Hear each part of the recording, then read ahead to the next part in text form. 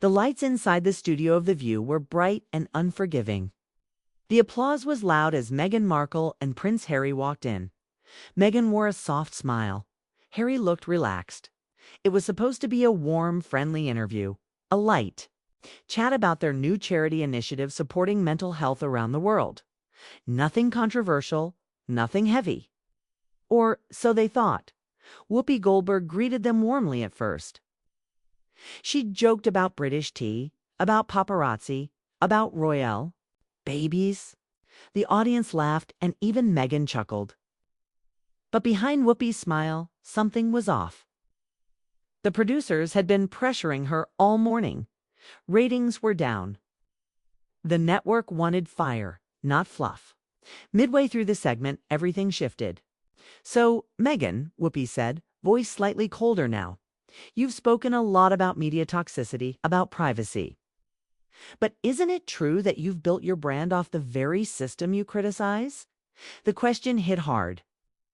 Meghan blinked, the smile froze. Harry leaned forward, his jaw tightening. Whoopi didn't stop. "I mean, the Netflix deal, the podcast, the interviews. Aren't you just using the spotlight now that it suits you?" The audience went quiet. Meghan looked down for a second, searching for the right words. Her voice was calm, but strained. "I speak about these things because I lived them. Speaking out isn't exploitation, it's survival." Whoopi raised an eyebrow. "But you chose this life. You married into royalty. You stepped into the spotlight willingly. Isn't that convenient now that there's a profit?" Harry interrupted, his voice sharp. "No one chooses to be hunted." Meghan nodded, visibly holding back tears. "You don't understand what it feels like to be followed, tracked, lied about, to fear for your child's safety. This isn't drama, it's trauma." A single tear rolled down Meghan's cheek. The cameras caught everything, high definition. Pain broadcast live. The control room panicked. Producers waved silently, trying to steer the show back to softer ground, but the damage was done. In a dark room hundreds of miles away, in a government surveillance center with no signs on the door, a man watched the feed in silence.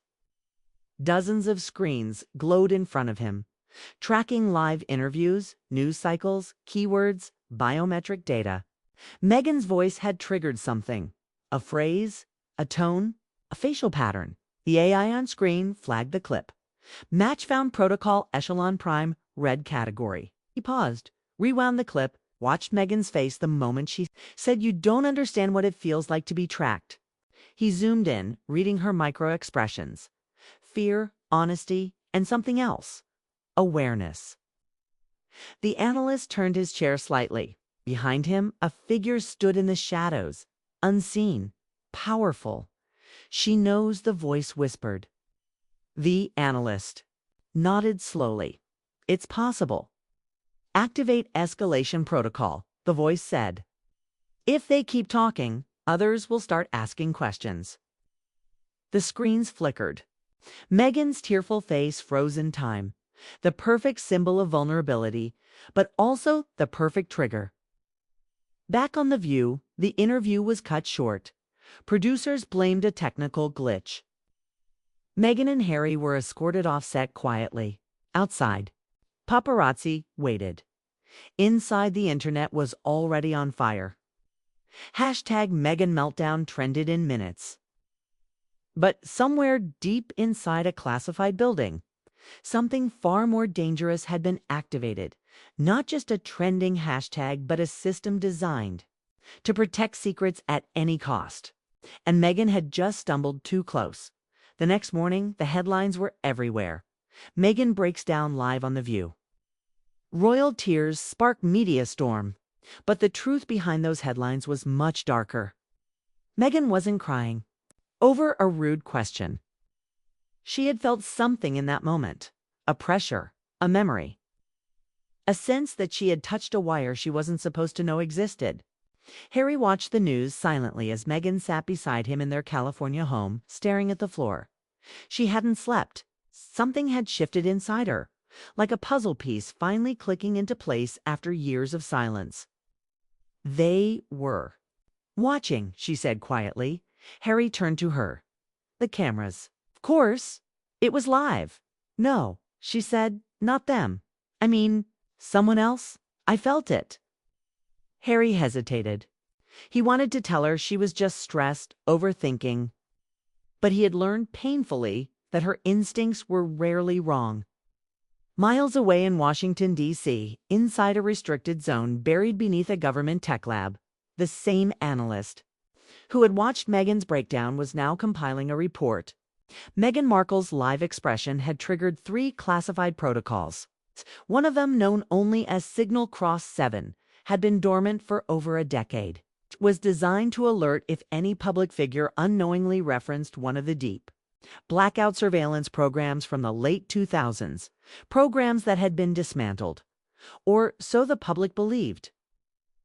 The analyst wasn't just dealing with AI flags now. A senior intelligence officer had arrived at his desk. The badge read, Depth of Information Integrity. The officer's tone was cold. Do you believe her reference to tracking was coincidence? The analyst looked at the screen. Meghan's face was paused mid-sentence. No, sir. I believe she remembered something, or someone reminded her. Was she ever a target? The officer asked, only indirectly. Through, Harry, through. Diana, the officer tapped the screen. Watch them. If she speaks again, we silence it before the echo. That afternoon, Harry received an encrypted text from an unknown number. They're watching again. You triggered a match.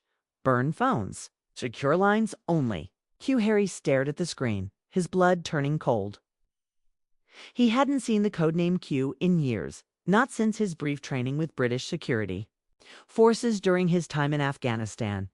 Q was unofficial. Off the grid. Someone who had warned him before about quiet intelligence operations connected to his mother's death. Operations tied not to MI6, but to rogue global networks operating across NATO and U.S. soil. He showed the message to Meghan. Her face went pale. We need to talk to them, she said. To who? Harry asked. To the people who tried to help your mother, Meghan whispered. The ones who disappeared after Paris. Back in London, an aging man in a wheelchair looked at a dusty envelope. He had promised never to open it again. But the broadcast changed everything. The names were coming back. The danger was alive again. In Geneva, a former UN data analyst got a ping on her old server. One she hadn't used since 2011. A simple message. The Markles triggered the vault. Initiate Phase 2. And at CNN headquarters, a young investigative journalist reviewing footage of the view noticed something odd. The feed had a 2-second freeze no one could explain. The audio didn't match the visual. As she adjusted the timeline, she realized someone had tampered with the live recording. She looked around the room. No one else noticed. She downloaded the raw feed to her drive. Her phone buzzed with a new message from an unknown number. Stop digging. But she didn't stop. What had started as a viral moment was becoming something much bigger. The world had seen Meghan cry. But what they hadn't seen was who was listening. Rain tapped lightly against the windows of the Markle residence. Meghan sat cross-legged on the sofa, laptop open, eyes darting across old files and digital archives. Each article, image, and name seemed to swirl into the next government. Projects, data leaks, Diana's final interviews, surveillance terms. She remembered only faintly from briefings she wasn't supposed to attend. She wasn't just following a trail anymore. She was inside it. Harry paced behind her, phone pressed to his ear. No, we can't trust local services. We need someone off book. Someone not connected to Five Eyes or Interpol. On the other end, a voice spoke quietly, urgently. The moment she cried on camera, something went hot in Brussels. That clip made it into systems that don't officially exist. Vault programs lit up. You know what that means? Heidi's grip tightened. On the phone, I know exactly what that means. We've been here before. Meanwhile, across the Atlantic, in a basement studio in Brooklyn, freelance journalist Lena Kessler watched the raw footage of The View for the 50th time. She slowed the playback, paused at frame 0 hours 14 minutes and 56 seconds. Meghan's mouth moved, but the audio played different words. Lena's heart thudded.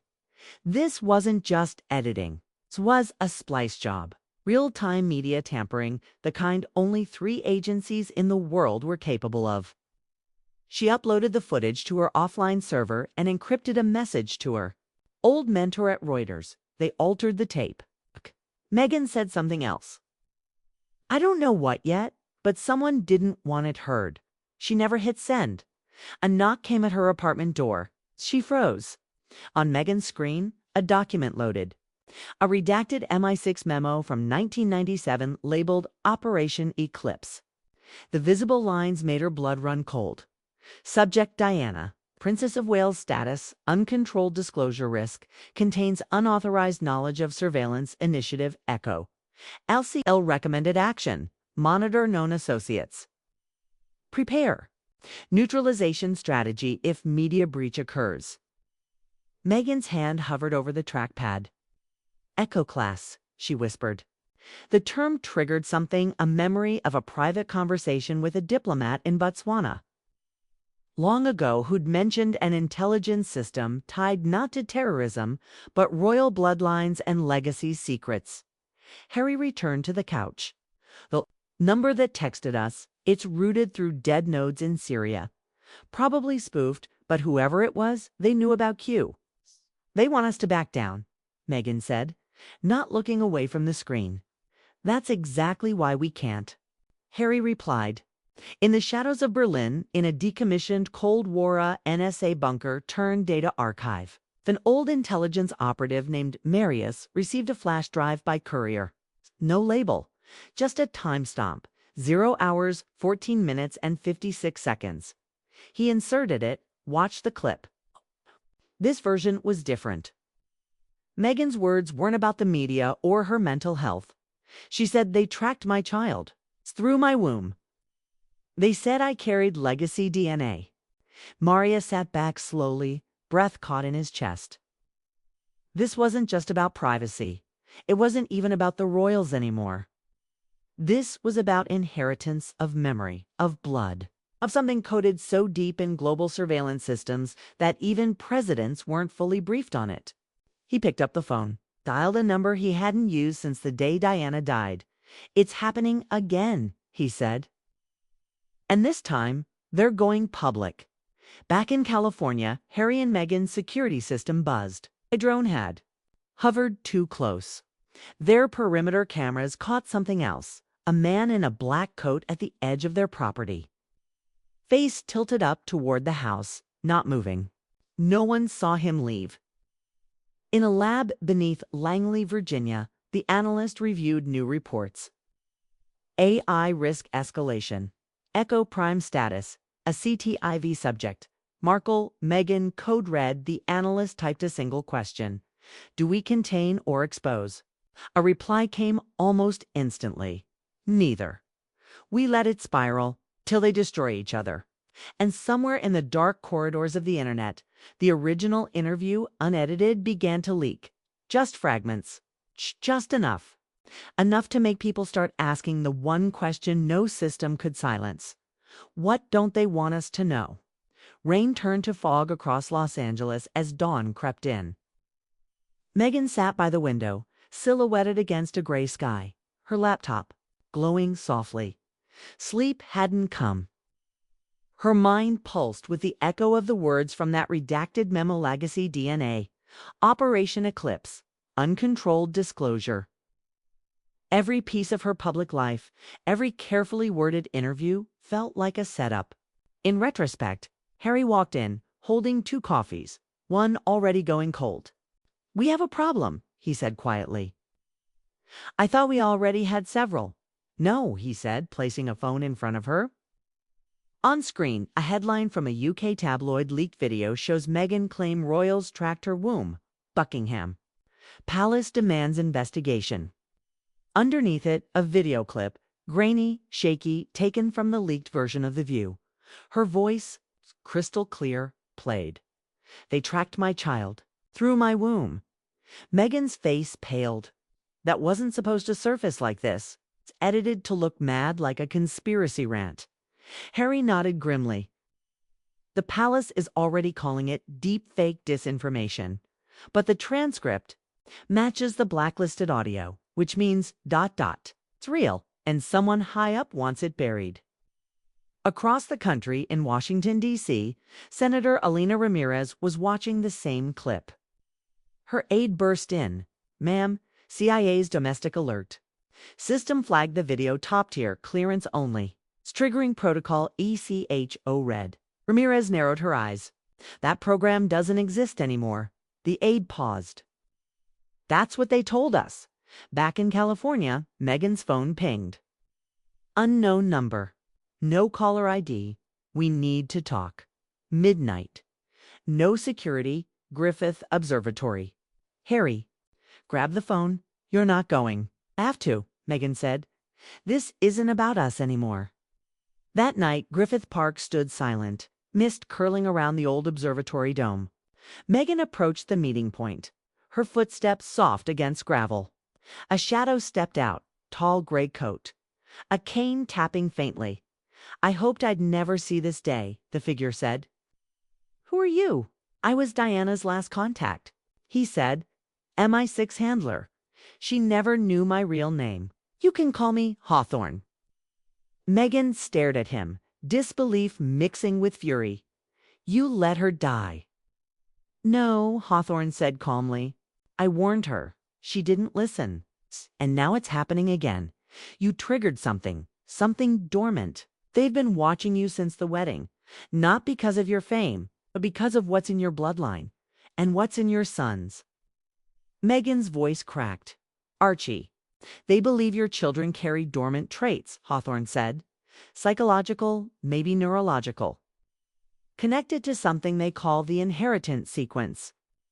They thought Diana might have had it. Hey, now they're sure it passed on." "Traits for what?" "For perception, resistance, memory retention beyond natural thresholds. Some say even precognitive flashes. Think about it. Why else would your family, your husband's lineage, be tied to monarchs, war rooms, and disasters for centuries?" Meghan took a shaky breath. "You're saying I was never the target? My children are." "No," Hawthorne said. "You became the target the moment you tried to change the system." Behind them, a red light blinked once in the trees. "You're not safe," Hawthorne said, backing into the shadows. "They've already sent someone. Tell Harry. To go dark? Trust no one. Not even the Americans." He vanished into the fog just as headlights cut through the trees. SUVs, black, unmarked. Meghan turned and ran. In London, deep under Whitehall, two men stood before a digital map. Meghan's location flashed briefly. One of them, a man in a naval suit, pointed. "Bring her in. Quietly. Use Protocol Avalon." And if she resists, he didn't finish. On the screen, a second location pulsed. Zurich. "What's that?" The other man frowned. "Kessler, the journalist. She's published the full interview on the darknet. It's spreading." The admiral swore under his breath. The story was no longer contained. Not to one family, not to one talk show, not even to one nation. This was now a global event. And the truth wasn't leaking. It was flooding. The plane touched down in Zurich just after 2 a.m. The city was asleep under a quiet snowfall. But Meghan and Harry weren't here for peace. They were here for the only person left who could make sense of what was unfolding, Annika Kessler. The investigative journalist who once broke open a banking scandal so vast it nearly collapsed to governments. Now, she had uploaded something even more dangerous. The full, uncut recording from The View. Not the version aired. Not the leaked clip, but the raw feed, including the seconds cut by producers and mysteriously erased from the studio servers. It had been on the darknet for just under 5 hours. It had already been downloaded by over 400,000 anonymous users. Annika met them in an abandoned press office on the edge of the city, a cold metal kettle hissing on a stovetop. Her hair was tied back, her face sharp, eyes bloodshot but alert. "You've brought a storm," she said simply. Meghan sat, rubbing her hands together. "I didn't leak it." "I know," Annika replied. "I did." Harry stiffened. "Why?" "Because lies need light," Annika said. "And what you said on that stage about monitoring, womb surveillance, the bloodline. Programmed, they erased it from every cloud server within 2 hours. But they missed one backup. Kay had a contact inside ABC. He thought it was paranoia, till 2 people he worked with disappeared."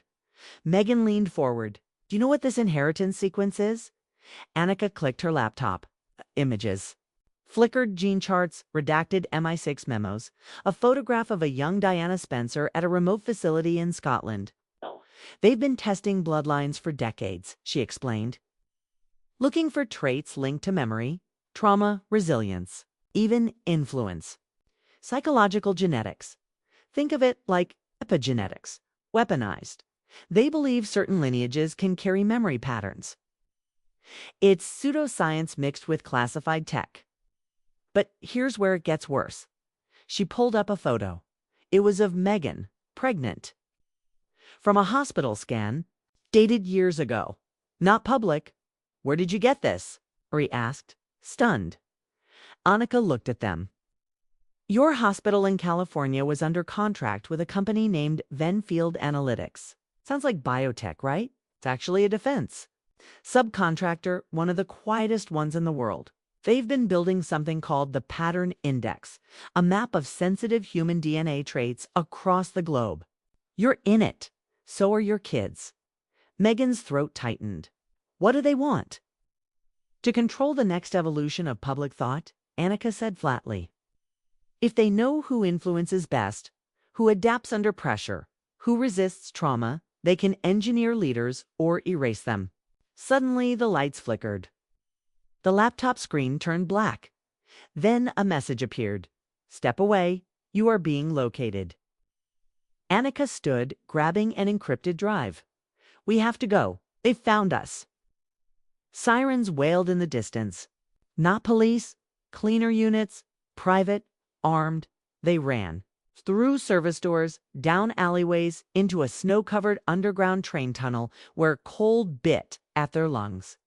As they ducked behind a pillar, Meghan gasped for air. "This is insane. We're fugitives now." Harry nodded. "Feels like family tradition." Annika handed Meghan the drive. "There's a contact in Istanbul. He knows the original architect of Operation Eclipse. If you want to stop this, really stop it, you need him." Suddenly, a bang echoed down the tunnel. Footsteps. Flashlights. Harry took Meghan's hand. "We run now, we fight later." And they ran into the dark, into the unknown, carrying with them not just evidence of the truth, but the blueprint of a global conspiracy centuries in the making. The train station in Istanbul buzzed with life. The chaos of the crowd masking the tension clinging to Meghan's shoulders.